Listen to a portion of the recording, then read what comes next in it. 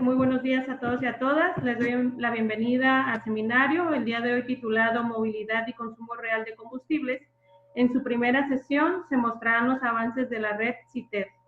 Se llevarán a cabo conferencias donde los expositores tendrán aproximadamente 7 minutos para explicar sus avances. Cuando les queden más o menos 2 minutos, yo les haré una pequeña intervención para avisarles. Posteriormente tendremos 2 sesiones de preguntas para las cuales les agradecería utilicen el chat para poder indicarles su turno. Bueno, pues comenzaremos con la primera conferencia titulada Proyecto FECOC Fase 1, que sería la determinación de ciclos de conducción para fuentes móviles en Colombia, Unidad de Planeación de Minas y Energía y Universidad de Antioquia, presentada por John Ramiro Agudelo de la Universidad de Antioquia. Entonces tienes aproximadamente 7 minutos, John. Por favor, te cedo la palabra. Bueno, Mónica, muchísimas gracias por tu introducción. El proyecto entonces que les presento se llama FECOC Flux, que significa Factores de Emisión de Combustibles Colombianos Fase 1, en el que se quiere determinar. El sector automotor es importantísimo en cualquier país del mundo, y no solamente para nosotros aquí en Colombia, pero particularmente en Colombia. Es un sector que se lleva aproximadamente el 40% de la energía total del país, muy por encima de otros consumidores como la industria, como la residencial, la agrícola, etc. Ahí va la energía primaria del 40%. Pero además, se hizo un estudio en la UCME, aquí en Colombia, y se encontró que es también el sector que más ineficientemente consume la energía. ¿De acuerdo? Un 66% de la energía perdida en Colombia se la lleva el transporte por mal uso. Adicionalmente, pues el país, en temas de gases de efecto invernadero, ya ha presentado 2 informes bienales de actualización a la Convención Marco de Naciones Unidas por Cambio Climático, se llama IVA, uno en 2015 y otro en 2018, mostrando que los vehículos son responsables entre el 12 y el 17% de los gases de efecto invernadero.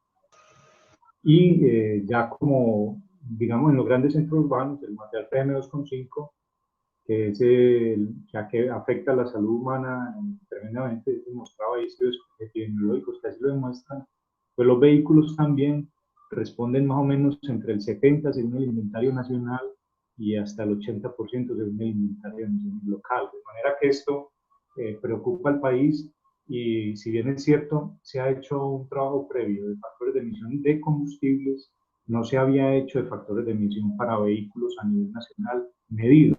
Se ha tenido factores de emisión basados en modelos como el MUX, el COPEC o el IBE, a los cuales ya sabemos no se les debe creer. Es mejor medir, siempre es mejor medir en la medida de lo posible.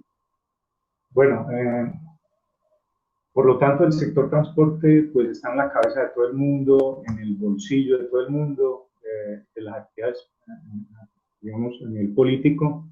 Entes como Ministerio de Ciencia y Tecnología, Telecomunicaciones, que tributa, que es Hacienda, de manera que es una información que está muy disponible y en las cuales los ministerios de Ciencia, Tecnología e Innovación la tocan muy tangencialmente. Y esto no solo a nivel nacional, sino incluso a nivel de autoridades ambientales o de movilidad regionales, con lo cual levantar datos de esta flota es muy complicado.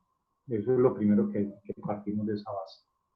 Como vamos a consumo de combustible, yo pienso que el principal contaminante en el consumo es, en términos de por ciento y de masa, es el CO2 y por lo tanto los gases de efecto invernadero. Me centro aquí en Colombia en particular, hay 4 hitos marcados desde hace nada, pues apenas 2 años, y empezó en 2018, donde por ley y obligados por ese convenio marco de Naciones Unidas por Cambio Climático, tenemos que presentar esos informes bienales de actualización. Entonces se crea para cada cartera, entre ellas, pues la más importante, el Ministerio de Minas y Energía, los famosos planes integrales de gestión de cambio climático. Esa ley 1931, inmediatamente a la semana siguiente, obliga a una resolución del Ministerio de Minas y Energía, en el cual acomoda o acopla esa ley general a su cartera específica de Minas y Energía para informarle a los esos informes bienales cuánto es el CO2 que genera esa cartera, en específico ese ministerio. Pero también hay otro hito que es la ley 1924 del año pasado, en el que hay una tremenda empujón, un espaldarazo muy fuerte a la movilidad eléctrica. Y esto está marcando también la disminución de gases de efecto invernadero en el usuario final, que es el vehículo. Y finalmente está un tema que es el Plan Energético Nacional del año pasado, que sacó la Unidad de Planeación Energética, donde sale la necesidad y prioridad de medir consumos de combustibles reales en los vehículos. En vista de eso, pues nosotros planteamos un proyecto a la Unidad de Planeación Energética, en el cual queremos determinar los factores de emisión por familias de vehículos en Colombia.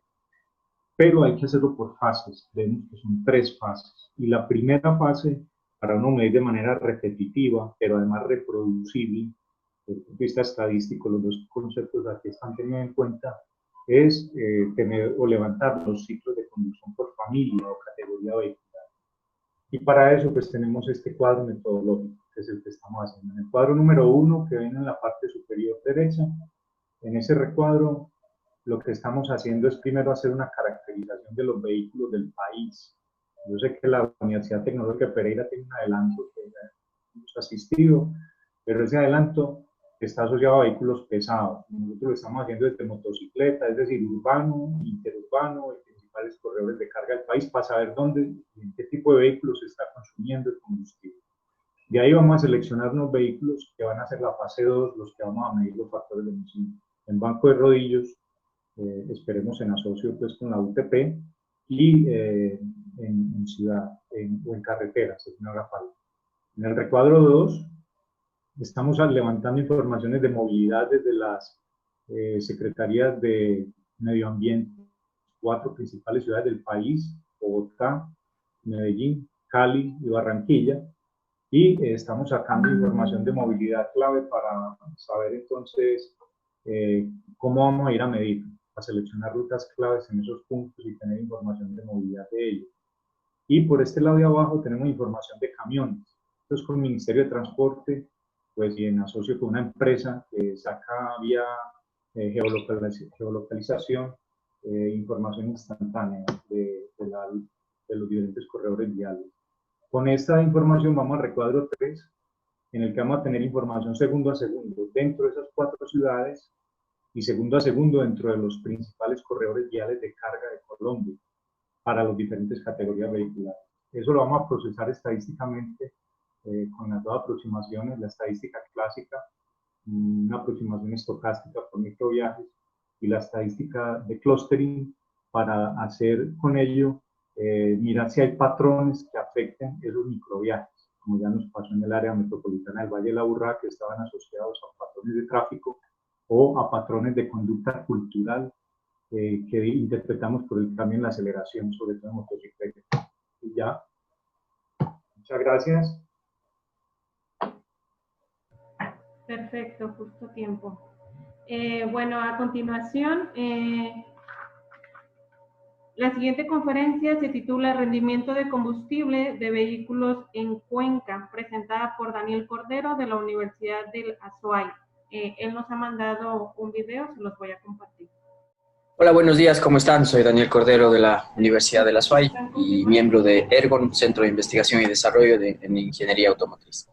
Muchísimas gracias por la invitación al doctor Huertas, a María, a Mónica, y por el espacio para comentarles qué es lo que estamos haciendo en la universidad. Mil disculpas por no estar en vivo el día de hoy, pero bueno, aprovechando que se puede mandar el video, puedo contarles lo que estamos trabajando. Bien, voy a compartirles mi pantalla para ver la presentación,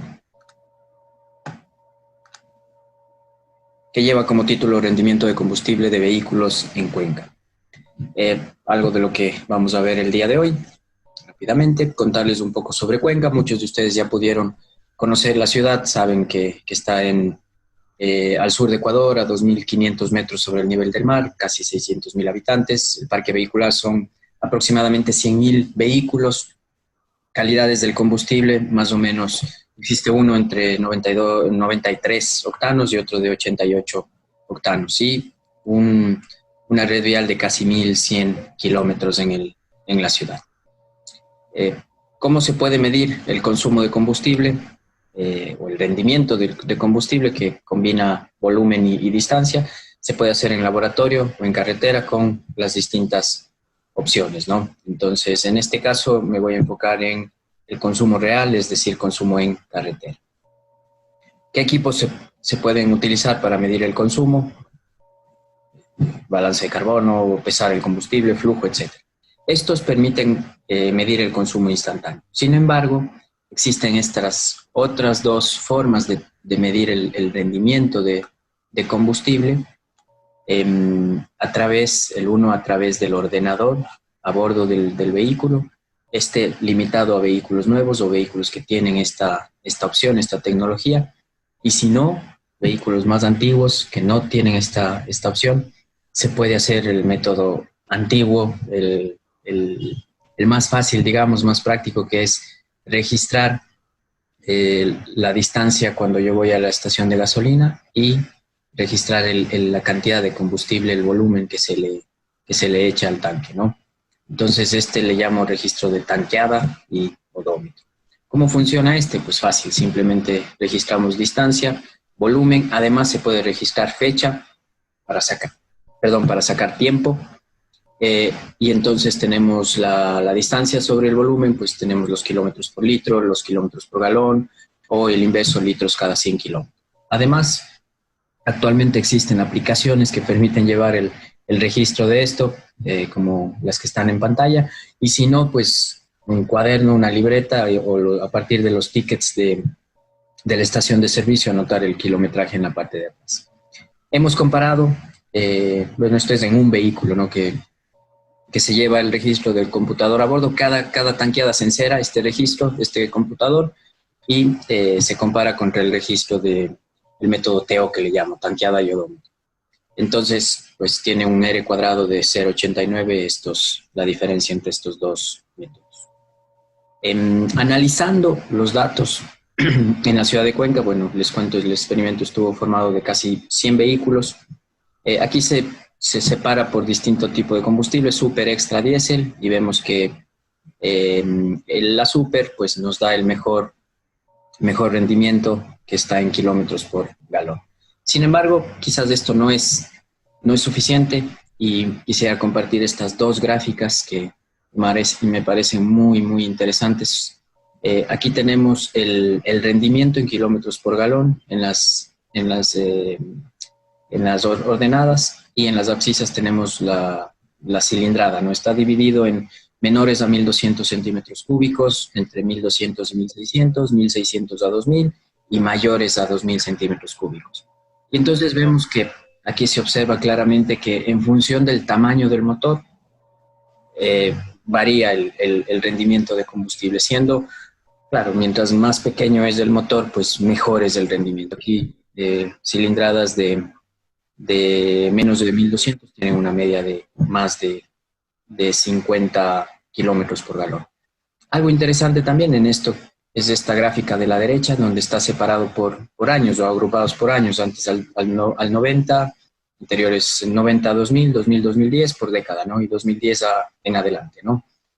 Entonces vemos que aquí no existe mayor diferencia a partir del 2000 en cuanto al rendimiento, alrededor de 40 kilómetros por galón. Sin embargo, cuando los vehículos son más antiguos, pues sí se ve un menor rendimiento.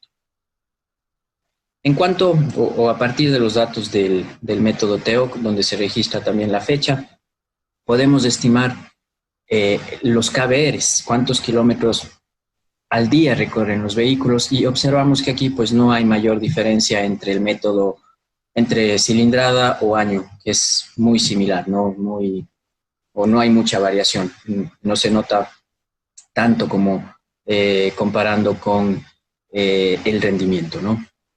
Entonces, como conclusiones, quisiera decir que está claro que el consumo de combustible, el rendimiento de combustible, disminuye en función de la cilindrada. Mientras más grande es el motor, más consume y menor rendimiento tiene. Y en cambio, en el año de fabricación, no se observa mayor diferencia a partir del 2000. Entonces, vemos que además el KBR, los kilómetros recorridos diariamente, no tienen mucha variación en función de la cilindrada ni del año de fabricación, es casi similar, no afecta este parámetro.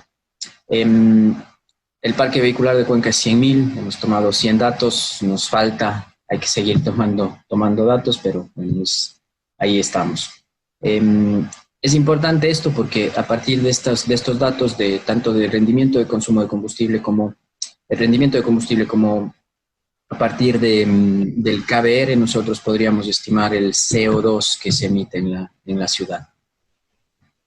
También es importante considerar que el método TEO no permite un análisis de qué es lo que está haciendo el vehículo, ¿no? Simplemente el registro total y no define o no explica las condiciones de operación de ese vehículo o en las cuales tuvo ese consumo, simplemente en la ciudad. Un detalle importantísimo es siempre llenar el tanque, caso contrario este método pues no funciona, siempre cada vez que voy a la estación de servicio llenar el tanque. Y aprovechar para sugerir esta campaña relieve, que podamos utilizar este método entre profesores, entre los distintos estudiantes en los cursos, en las clases, que cada quien registre un vehículo al semestre y así podríamos ir alimentando esta base de datos en cada lugar, ¿no? Nuevamente, muchísimas gracias por su atención. Lastimosamente no voy a estar en la ronda de preguntas, así es que les dejo mi teléfono, mi correo y estoy atento a cualquier sugerencia, comentario o pregunta. Muchísimas gracias. Nos vemos.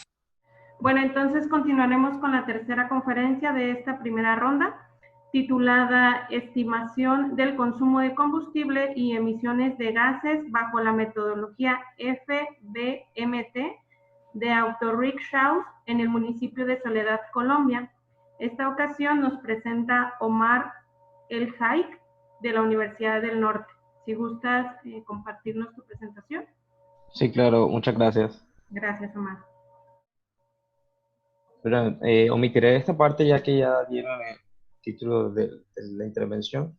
Soy Omar David Jai Gómez, soy estudiante de maestría en Ingeniería Mecánica de la Universidad del Norte de la ciudad de Barranquilla, Colombia. Mi equipo de trabajo está conformado por el doctor Mauricio Carmona, doctor José Ignacio Huertas, ingeniero Fabio Solano y el grupo de trabajo de energías y cambio climático del TEC de Monterrey. Se encontró pertinente pues trabajar en este tipo de vehículos, ya que nunca se han tomado registros anteriores en Colombia de contaminación del aire para esta tecnología. Y pues, en trabajos bibliográficos se encontró que el factor de emisión de este tipo de vehículos en comparación a motocicletas y vehículos ligeros tipo sedán pues, es mayor. Además, que esta zona del país carece de un ciclo de conducción representativo y que, pues, que los resultados no contemplan este tipo de tecnología en específico. Además que los datos normalmente registrados por los fabricantes no son representativos para este tipo de topografía local y que esta tecnología Autorickshaw es bastante cerrada, no contiene OBD, CSU, entonces es necesario hacer otro tipo de estudio para conocer el desempeño real del motor. Para contextualizar, pues es Soledad, queda en el norte del país, de Colombia, con una población aproximada de 632.014 habitantes. Este censo se hizo en el 2019 y un parque automotor de 8.000 autorickshaw o tuk-tuk según el Plan de Desarrollo Territorial del año 2020-2023. Esta zona pues está casi al nivel del mar con una altitud máxima de 145 metros sobre el nivel del mar y una temperatura promedio de 30 grados. También podemos observar que el 20% de estas vías no están pavimentadas y que el 36% de los vehículos que transitan esta zona son autorickshaw o tuk-tuk. Para conocer un poco este vehículo, es un vehículo de 4 tiempos de accionamiento de doble chispa, un tanque de gasolina de 8 litros y una potencia máxima de 8.1 kilowatts y a 5.000 RPM. Las marcas más vendidas en esta zona son Auteco, TBS. TBS es más nuevo y contempla modelos entre el 2011 y 2019. En el mapa podemos observar pues como las vías principales donde estos vehículos normalmente circulan de esta zona, entre las que podemos encontrar la calle 30, la avenida Murillo y la avenida Circunvalar. Entre objetivos, el objetivo general es estimar el consumo de combustible y emisiones contaminantes de tubo de escape de los vehículos motorizados de tres ruedas o autorrickshaw. Y para eso, pues, se plantearon objetivos específicos, como fue hacer un monitoreo de localización y velocidad durante aproximadamente 3 meses, obtener el patrón de manejo de la zona, construir un ciclo de conducción a partir del método Fuel-Based Microtrip Method, estimar el consumo de combustible según el método y estimar las emisiones de CO2, CO y NOx de este tipo de vehículos. Al final, con el objetivo de comparar los resultados con vehículos de la misma tecnología. Dentro de la metodología que vamos a seguir es, primero vamos a instrumentar el vehículo. Se espera pues, como no tenemos muchos recursos, pues con un GPS convencional, haremos la toma de datos durante 3 meses. Analizaremos estos datos, ya se especificará cómo. Haremos la construcción del ciclo de conducción. A partir del ciclo de conducción con la metodología Microtrips, estimaremos el consumo de combustible y si es posible haremos una prueba de dinamómetro para comparar estos datos obtenidos, para así validar estos datos y obtener una estimación de emisiones de CO2, CO y NOx para finalmente realizar nuestro análisis comparativo. Esta es la zona donde se están tomando los datos. Vamos a tomar una muestra de 10 vehículos y se tomarán durante 3 meses.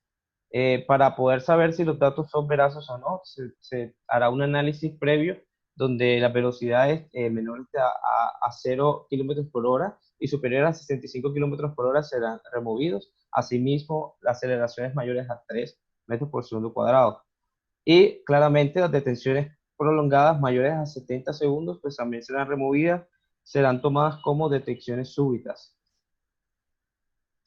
Se encuentra pertinente realizar una aproximación de cuarto orden para hallar nuestra aceleración.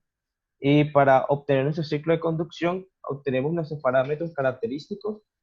Posteriormente, con estos parámetros característicos, haremos una división en microtrips para hacer el clustering por similitud en Minitab y finalmente obtener nuestro ciclo representativo de todos los viajes posibles. También se encuentra importante realizar una prueba de cost down, ya que de este tipo de vehículos poco se encuentra este tipo de prueba. Dentro de las pruebas cost down, lo que consiste es llevar nuestro vehículo a una velocidad máxima permitida de 65 kilómetros por hora.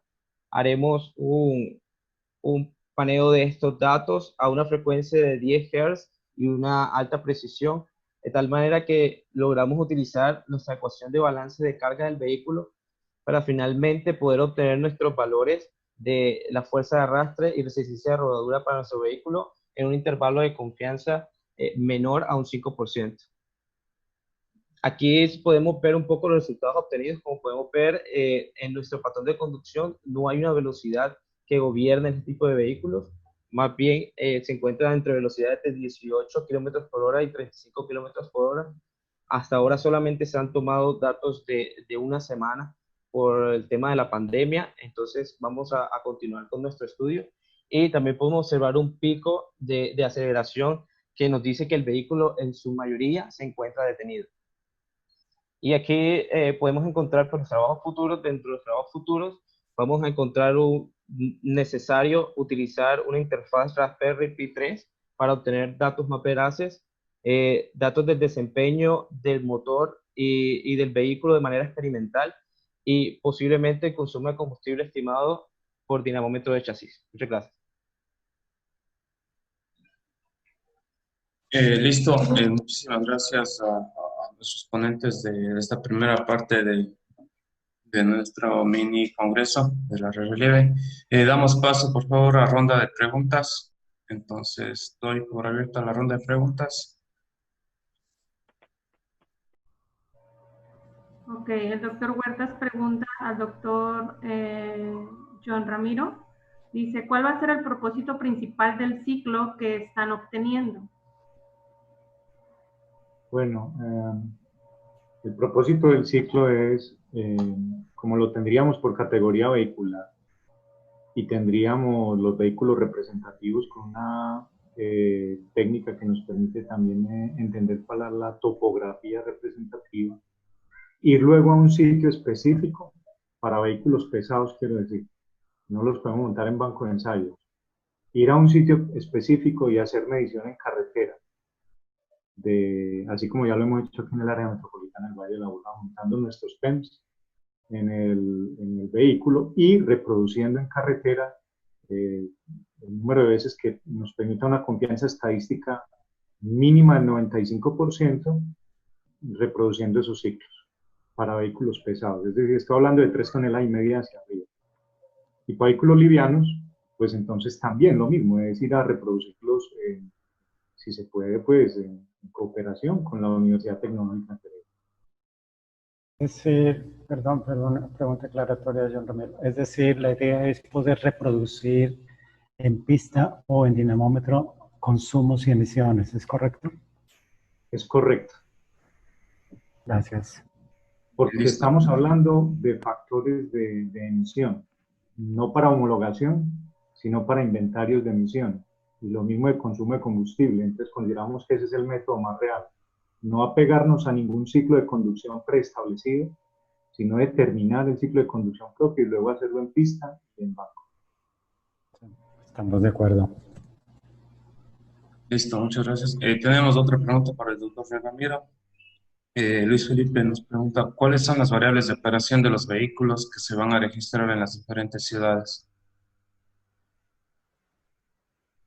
Vamos a registrar. Bueno, en este momento tenemos ya una compañía que se nos han unido dos compañías al proyecto. Una de un holding empresarial, nos facilitan ellos datos de movilidad instantánea, segundo a segundo, que es lo que necesitamos, geolocalización y ubicación instantánea de la ruta en el mapa de Colombia. Entonces, de esa manera vamos a poder medir datos adicionales porque la empresa que nos está ofreciendo la información, además tiene acceso a la unidad de control electrónica del motor. Entonces tiene todas las variables, prácticamente todas las variables de operación del motor segundo a segundo. Desafortunadamente el consumo de combustible no lo tienen segundo a segundo, lo tienen como cada 15 o 40 segundos, una cosa así. Es decir, un intervalo que pues no nos viene bien para nuestro proyecto en este momento. Pero sí, vamos a medir también consumo de combustible. Y ya luego nos vamos a ir a la parte con eso utilizarlo pues para luego cuando tengamos ciclo de conducción, reproduciéndolo ya medir todos los demás parámetros que da el PEMS y los que da el de análisis de material particulado. O sea, el de CATI, que es el que yo creo que vamos a terminar usando.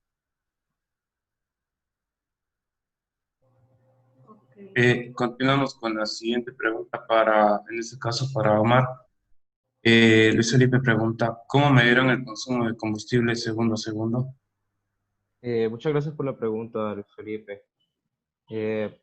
Desafortunadamente, pues no contamos con un equipo para poder medir este consumo de combustible de manera instantánea y por eso se optó por crear un método Field-Based Microtrip Method, donde al obtener nuestro ciclo de conducción a partir de las fuerzas inerciales que debe vencer el automóvil, obtener de esa manera el consumo instantáneo de combustible de manera aproximada.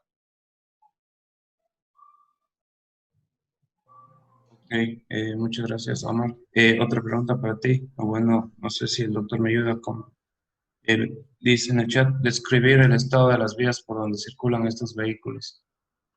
Sí, creo que yo puse una gráfica donde se especificaba que un alto porcentaje de estas vías son pavimentadas, un 63%, y un 20% de las vías no son pavimentadas. Y vamos a hacer el estudio principalmente en estas vías que no están muy pavimentadas. ya que esta prueba de coast down la vamos a realizar para máxima y mínima carga en vías pavimentadas y en vías no pavimentadas también, para poder encontrar valores más reales de la zona. Listo. Y otra pregunta más para Omar. ¿Por qué se eliminan las velocidades de cero y no velocidades hasta de 5 kilómetros por hora? Y por otro lado, también, ¿por qué se definieron esos tiempos de vehículos detenidos? Gracias por la pregunta. Inicialmente porque esos vehículos tienen una velocidad máxima no superior a 60 kilómetros por hora. Entonces se encuentra pertinente también tener en cuenta estas velocidades bajas. Sin embargo, también vamos a tener en cuenta las velocidades menores a 5 kilómetros por hora. Pero más que todo, esa eliminación de esas velocidades de 0 kilómetros por hora se hará por errores de GPS.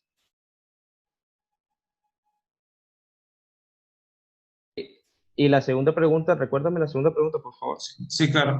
¿Por qué definieron el tiempo cuando los vehículos están detenidos? Ok.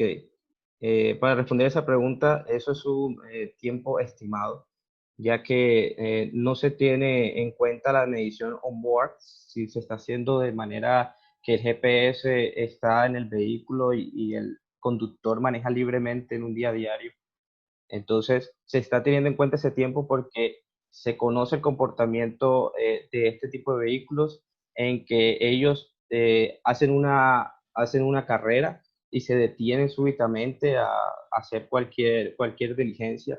No se conoce el comportamiento real de estos vehículos, apenas es una aproximación inicial, ya que no se han tomado muchos datos, pero esa consideración se va a poder estimar más adelante cuando ya se haga un estudio más a fondo.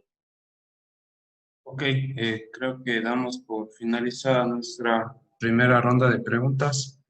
Entonces, vamos a continuar con la segunda parte de esta sesión de conferencias y pues damos paso a la siguiente presentación y que estará por el magíster Luis Felipe Quirama de la Universidad Tecnológica de Pereira, la cual se titula Development of Telemetry Equipment for Monitoring Fuel Consumption and Vehicle Operating Variables.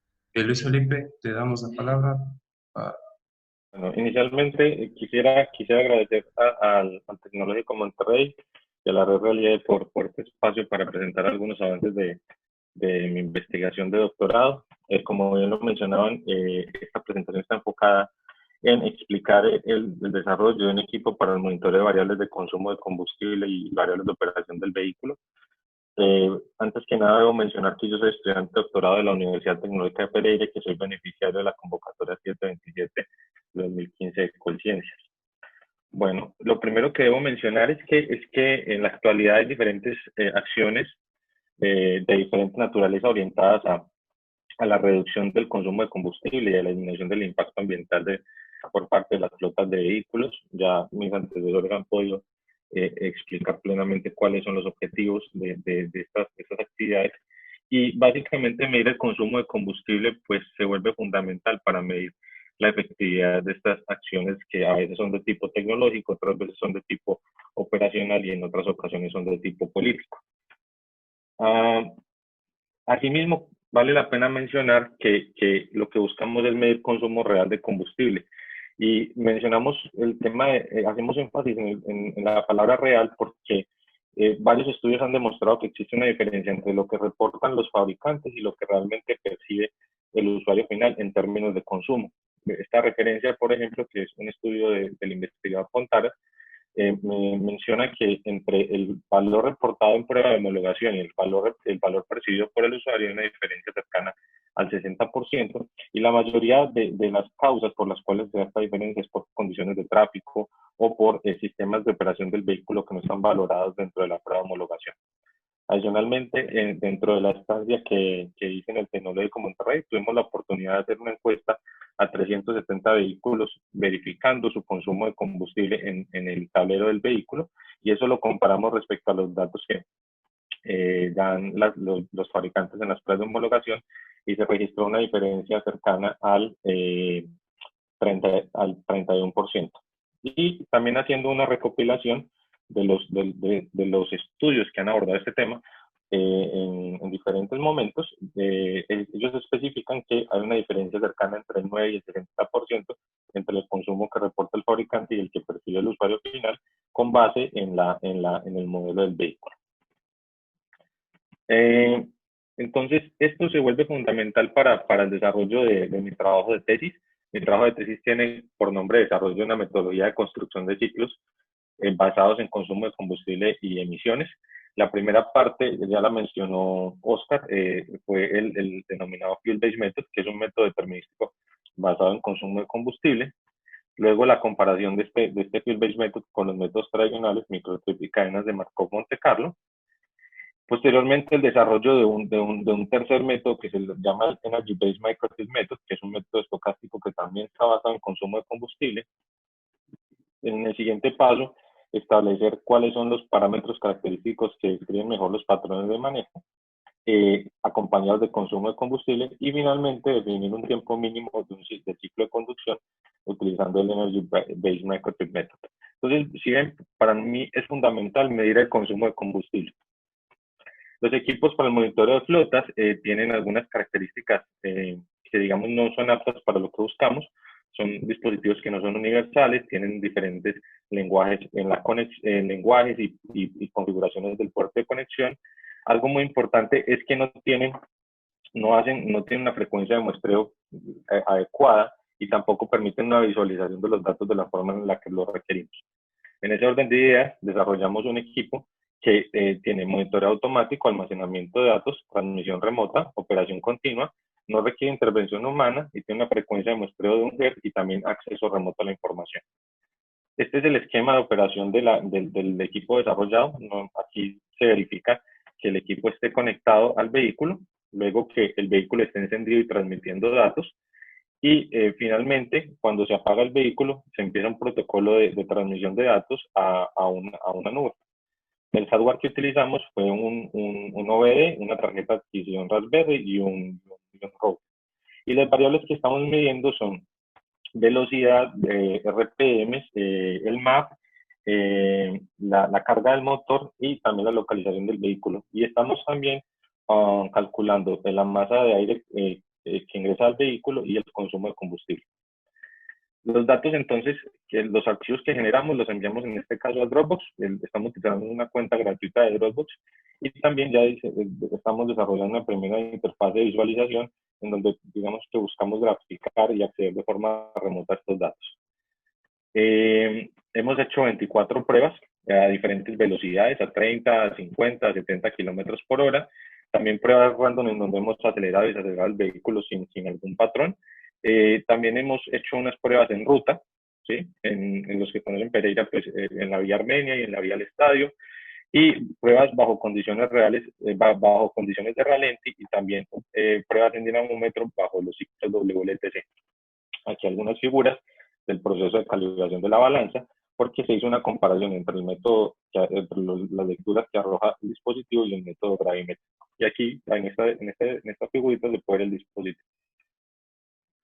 Encontramos una relación entre los datos que arroja el equipo y los datos gravimétricos, con un coeficiente de correlación de 0.83. Aparte de eso, pues tenemos una pendiente de 0.84, que lo que nos indica es que las lecturas que nos arroja el equipo versus las que se miden con el método gravimétrico son muy cercanas. Entonces, eso nos da confiabilidad en los datos que estamos obteniendo. Y esos datos que obtuvimos los utilizamos entonces para, hicimos un procesamiento y un uso de datos. Entonces, con esos datos identificamos primero cuáles son los EPs que describen mejor los patrones de conducción de las rutas monitoreadas. En este caso nos dio la velocidad por medio, el porcentaje de tiempo en ralenti, el VSP y el Kinetic Intensity. Posteriormente identificamos el tiempo mínimo del ciclo de conducción, en este caso nos dio 45 minutos.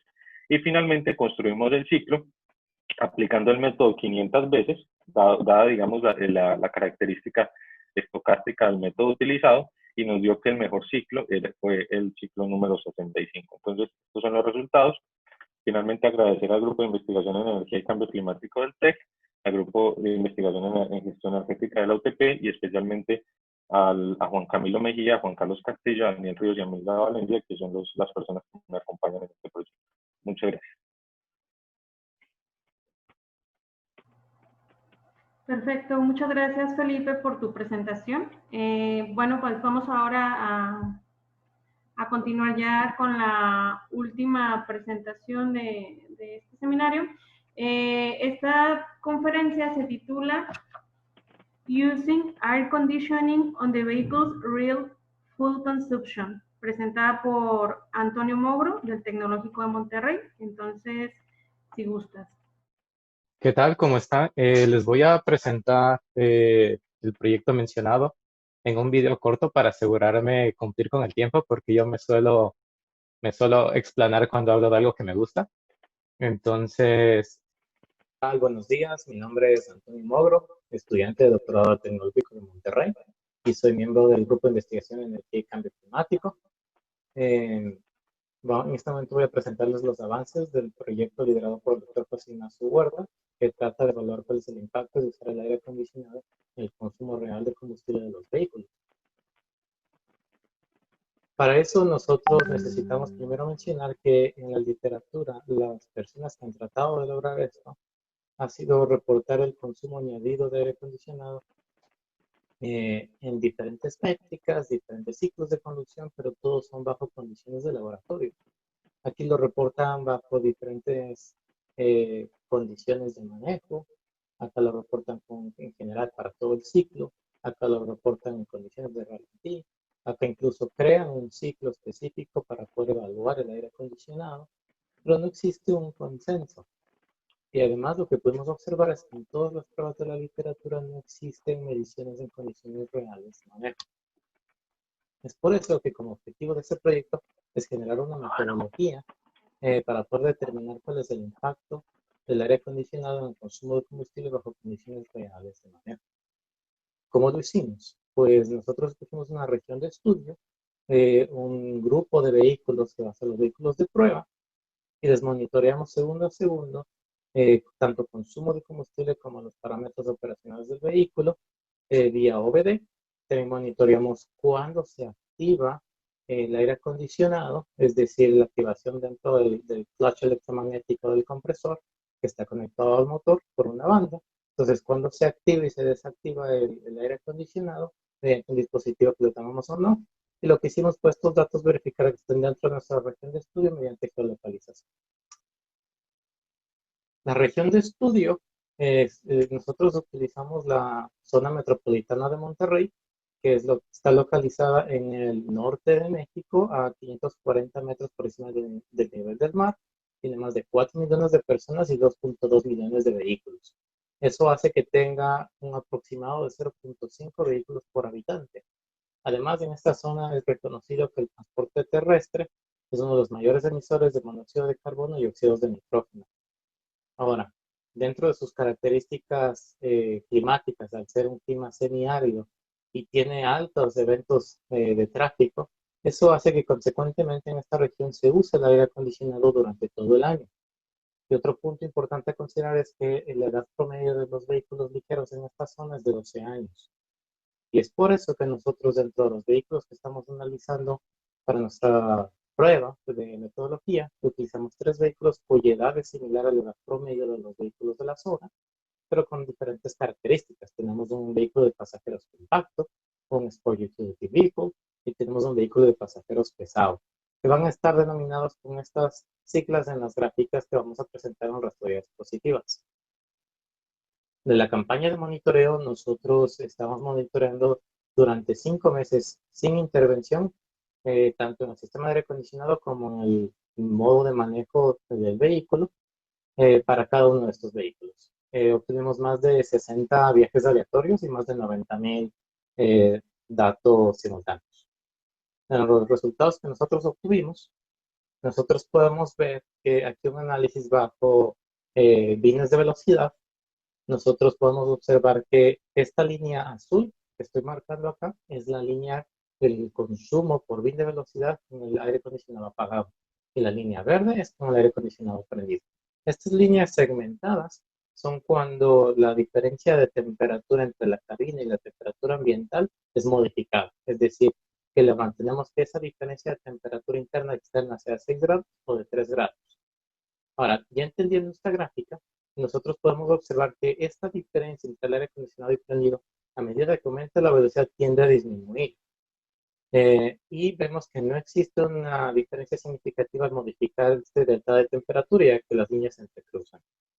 Sin embargo, cuando utilizamos la segunda métrica utilizada en la literatura, que es litros por hora, nosotros observamos que no existe una dependencia de la velocidad. Es decir, que esta diferencia entre el aire acondicionado apagado y el aire acondicionado prendido es prácticamente constante a lo largo de todos los líneas de velocidad. ¿Por qué existe esa contradicción? Realmente es por la naturaleza de las métricas. Nosotros podemos observar aquí que esta línea segmentada de color naranja es la primera métrica que observamos, que es litros por cada 100 kilómetros recorridos.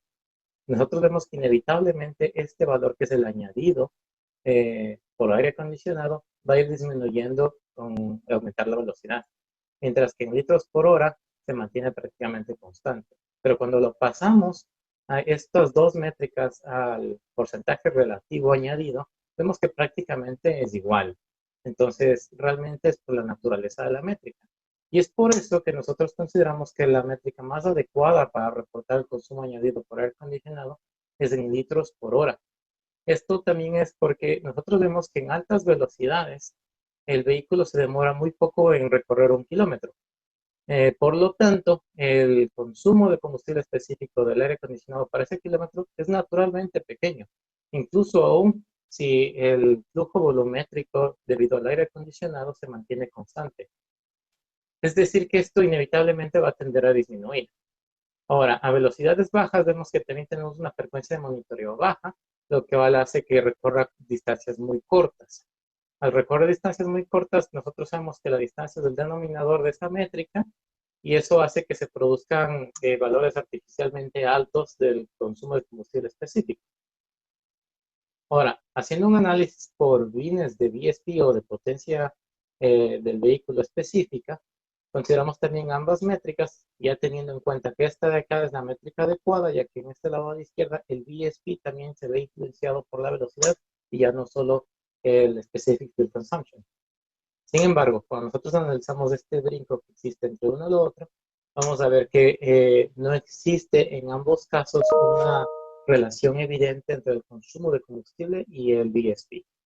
Pero que en promedio vemos que el aire acondicionado incrementa el flujo de volumétrico de combustible en 0.9 litros por hora para nuestro vehículo B y que eso corresponde a un aumento relativo de un 10%. Y no hemos identificado ninguna condición operacional del vehículo en la cual el aire acondicionado sea conveniente usar para reducir el consumo de combustible general del vehículo. El último punto a analizar es cómo influye en el tema de la eficiencia energética del motor. Nosotros debemos entender que este es el mapa de eficiencia energética del vehículo. Entonces vemos aquí que cuando estamos en cargas de motor altas y RPMs en esta banda verde, tenemos nuestra zona más eficiente. Sin embargo, en cargas bajas la zona más ineficiente. Y si vemos acá que son los datos de nuestro vehículo, vemos que generalmente el vehículo trabaja en esta zona ineficiente, pero que cuando se prende el aire acondicionado, la carga del motor tiende a subir un poco. Entonces, con eso queremos analizar qué tanto influye el aire acondicionado en la eficiencia del motor. Aquí lo que hicimos fue analizar en velocidades bajas y en velocidades altas, con el aire acondicionado apagado y el aire acondicionado prendido. Entonces, lo que podemos observar aquí es que la frecuencia de datos que nosotros tenemos en RPMs y en Engine Load, que está en la zona de baja eficiencia, tienden a disminuir cuando se prende el aire acondicionado. Es decir, que se distribuyen en zonas con mayor eficiencia. Lo mismo sucede en estos dos casos. Y que si es que nosotros consideramos cuál es la eficiencia energética en general del vehículo, que no es más que multiplicar esta frecuencia de datos por el mapa que les mencioné y les enseñé previamente, nosotros obtenemos que en velocidades bajas y altas, estas son las eficiencias globales de uso del motor y cuando se utiliza el aire acondicionado aumentan. Sin embargo, nosotros podemos entender que no existe una influencia de la velocidad para indicar que hay una diferencia en este cambio de eficiencia energética. Y y que en general el uso de aire acondicionado aumente esta eficiencia energética. Y eso sería todo. No sé si cualquier cosa pueden mantener este contacto. Muchas gracias. Listo. Muchas gracias a Antonio por tu presentación. Abrimos nuestra segunda sesión de preguntas. En este caso, pues la palabra a quienes tengan preguntas, que por favor se presenten con su nombre y a la universidad a la que pertenecen y pues den su pregunta a nuestros expositores. Gracias. Bueno, como no me han ganado el turno, entonces pues voy a hacer preguntas y así. Son tres preguntitas, pero la primera es para Felipe. Nos mostró que para el caso de Pereira, el ciclo que usted recomienda debe durar 45 minutos. Entonces la pregunta es, ¿qué pasaría si se le recorta, digamos, a 20 minutos? ¿Cuál es el costo que se hay que pagar por reducir ese tiempo? Bueno, básicamente una reducción digamos, en el tiempo de pruebas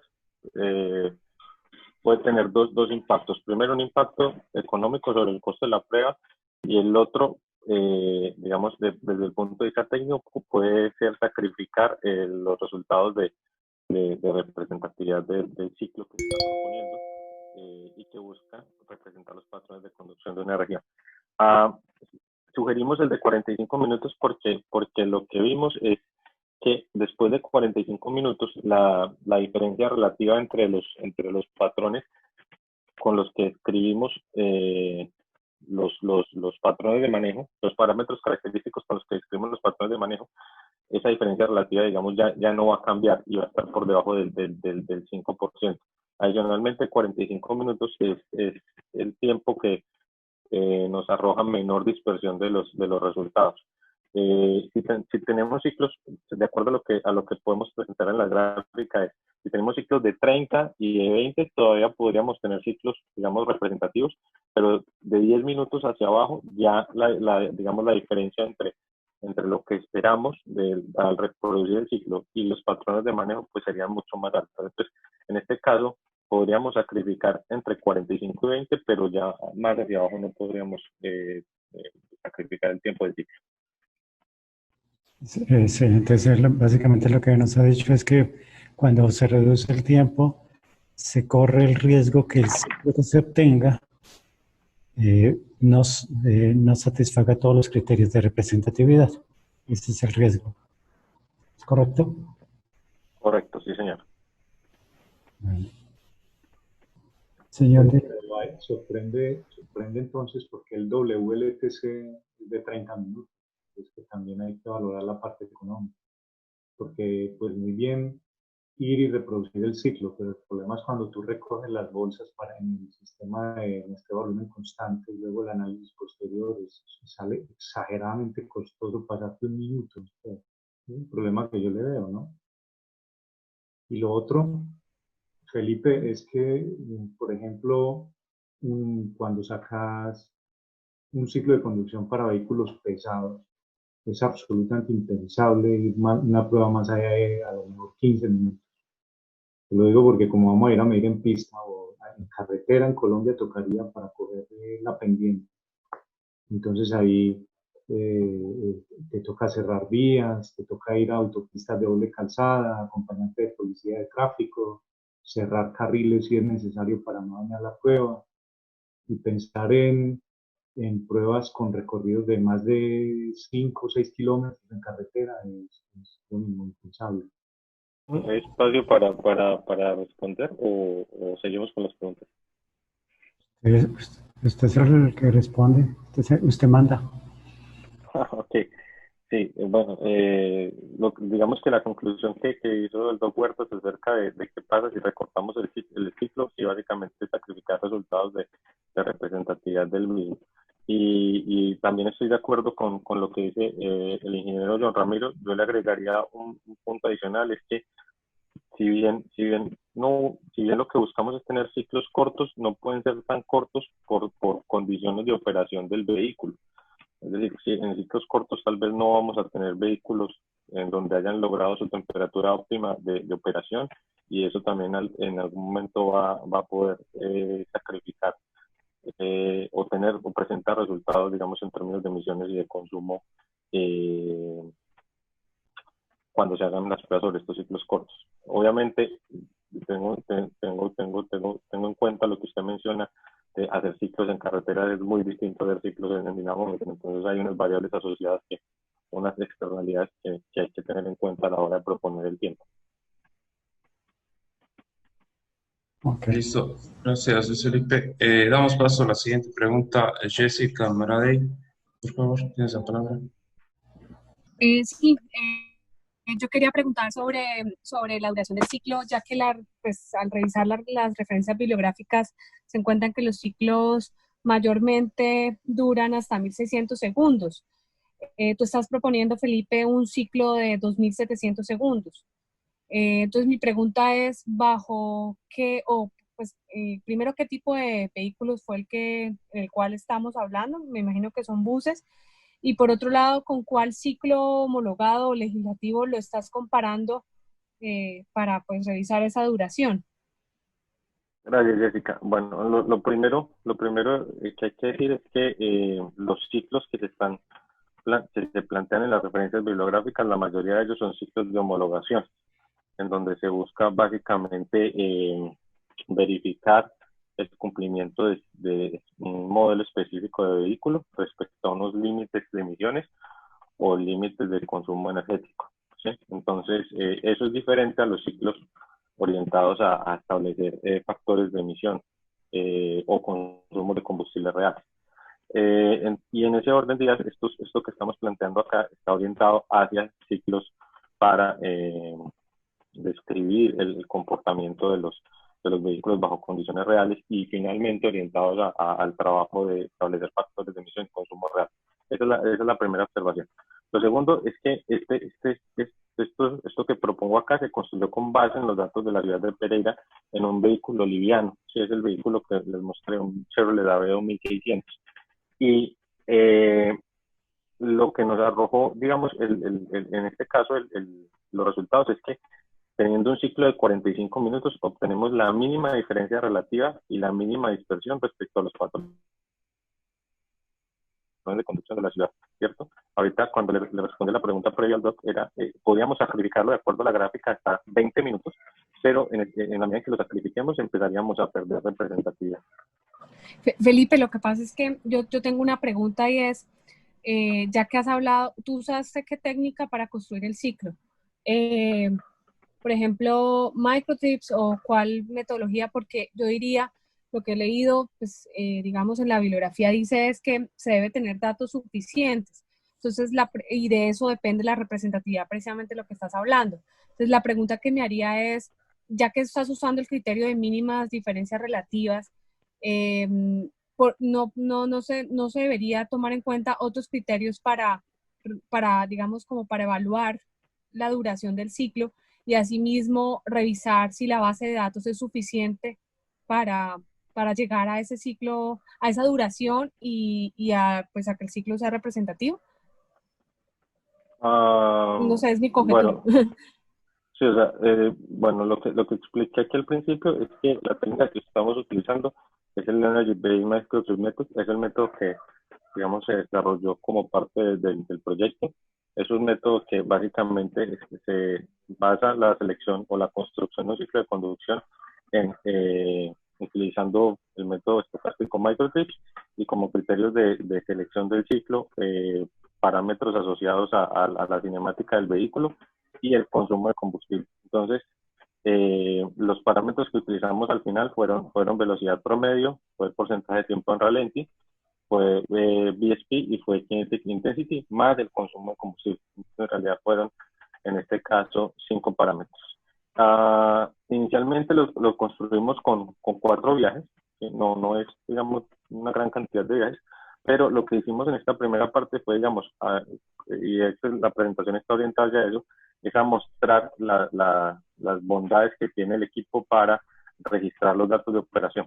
los resultados sobre el ciclo, digamos que es un postprocesamiento que hicimos para mostrar hacia dónde íbamos, pero estos como tal no son los datos finales.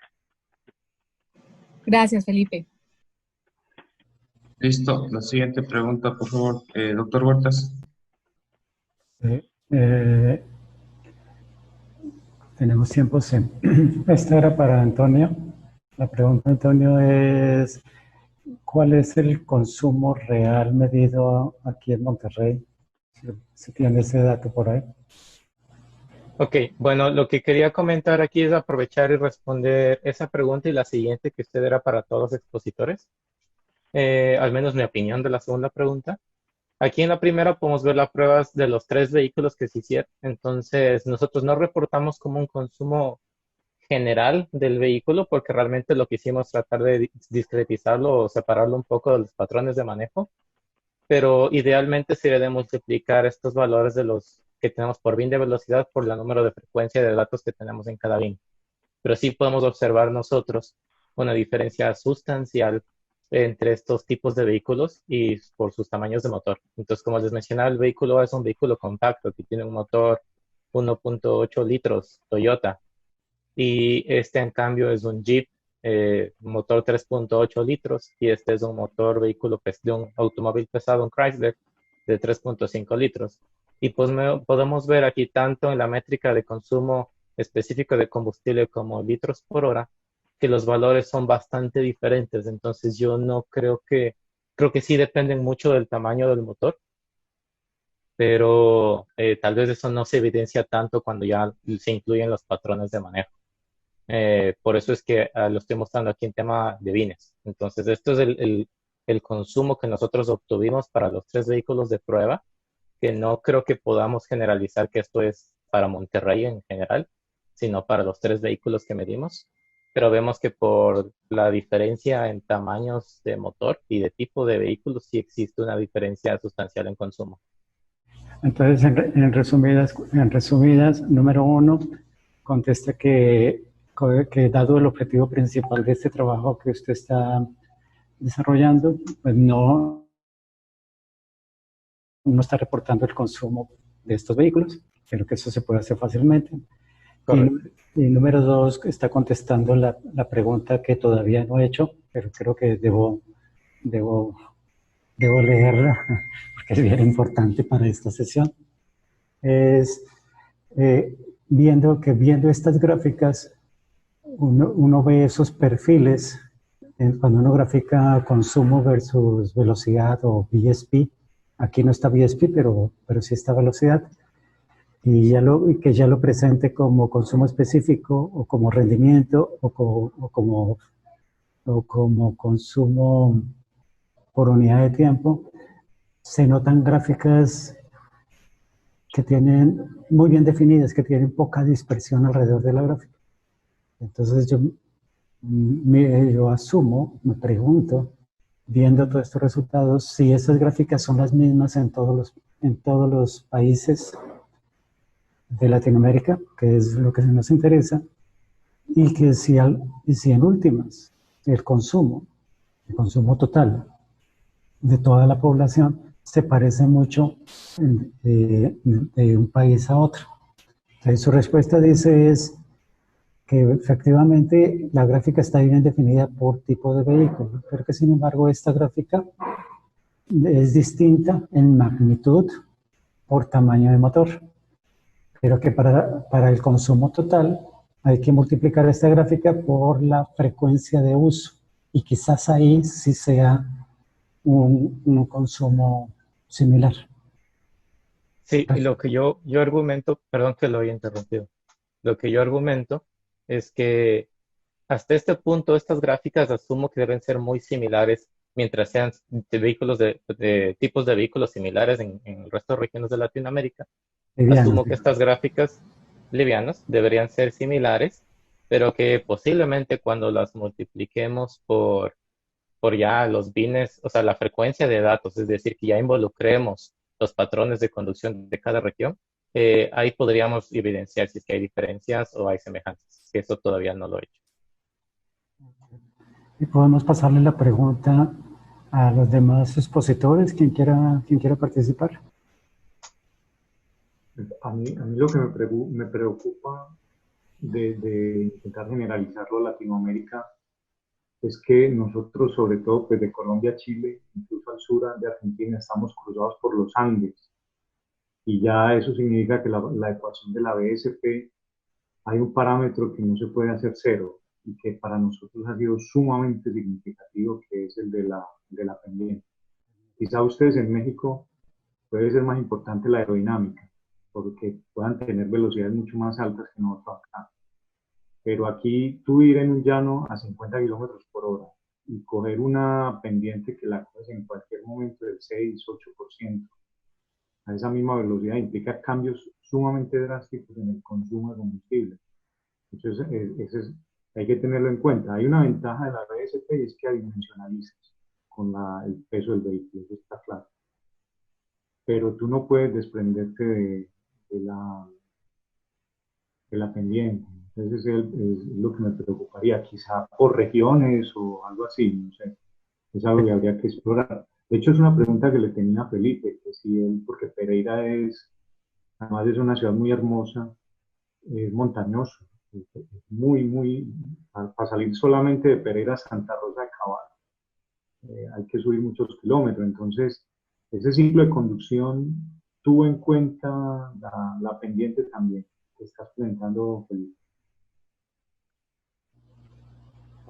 Inicialmente agradecerle por el concepto que tiene la ciudad, doctor Ramiro. Lo comparto plenamente. Lo segundo, gracias. Dentro de los datos que se están monitoreando, se está monitoreando también la localización del vehículo, y entre esos, digamos, están monitoreando tanto la latitud, la longitud y la altitud. Digamos que en este ciclo, repito, la idea no es enfocarnos como en el resultado que se está presentando del ciclo, sino en lo que se busca hacer con el postprocesamiento de los datos. Sin embargo, para responderle la pregunta del ciclo, en este en particular, asumimos una pendiente cero. Sin embargo, uno de los CPs, uno de los parámetros característicos con los que seleccionamos el ciclo, es el BSP. Entonces, como tal, el programa o el algoritmo que tenemos está planteado para incluir el dato dependiente cuando sea necesario. En ese orden de ideas tendríamos no solamente datos asociados, como lo mencionaba ahorita, al movimiento, como la velocidad promedio o el kinetic intensity, sino también el porcentaje de tiempo reality, el BSP y adicionalmente el consumo de combustible. Teniendo en cuenta que el consumo de combustible, digamos, es una variable que eventualmente puede agarrar todos los datos asociados no solamente al movimiento, sino también a la pendiente. ¿Sí? Entonces tenemos, digamos, ese doble filtro, el del BSP y también el del consumo de combustible. Muy bien, yo resalto que tal vez la forma de atacar la pendiente entonces debía ser presentando resultados de consumo con BSP en lugar de meramente bienes de velocidad.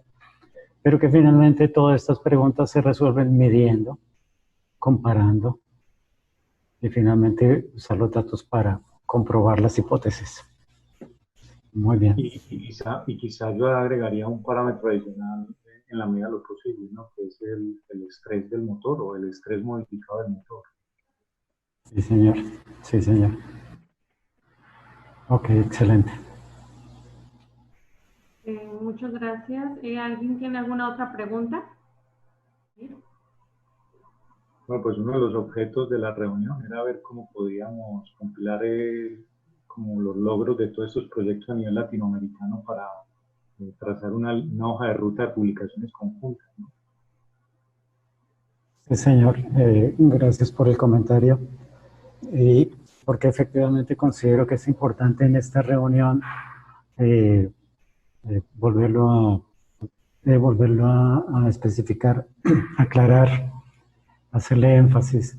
Es que efectivamente lo que estamos viendo es que todos esos trabajos que se están haciendo en Latinoamérica se pueden organizar, podemos organizarlos y compartir procedimientos de análisis para finalmente poder hacer comparaciones entre ciudades y poder tener este tipo, donde podamos llegar a este tipo de conclusiones o por lo menos intentar verificar qué se tiene en común y qué cosas son particulares, especialmente porque se necesita esta información para establecer finalmente políticas públicas, y cuando no se tenga información, quizás resultados como los que estamos obteniendo se vuelven muy, muy relevantes.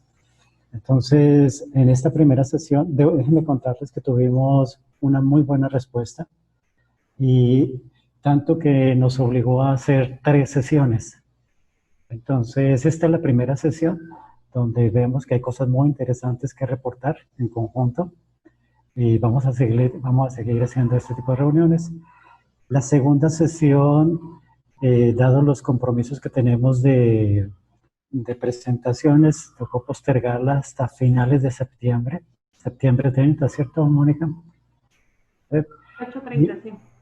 Entonces ahí vamos a tener una segunda sesión, y donde esa segunda sesión va a estar más enfocada a transporte pesado. Es decir, en esta sesión reunimos todo lo que pudimos en términos de transporte liviano. Y finalmente va a haber una tercera sesión, pero ya en específico para temas de energía, que también es parte de la red de los que estamos aquí reunidos. Más allá de la energía en los vehículos, es la energía en edificios o energía en edificaciones. Entonces va a ser una tercera sesión en temas de energía. Para la publicación que estamos pensando, debería ser la sesión, la número 1 y la número 2, y quizás hagamos una, dependiendo cómo nos vaya con la de energía, podemos pensar en una segunda publicación específica en tema de energía. Pues ese es el propósito. Vamos a seguir trabajando y pues lo seguimos conversando.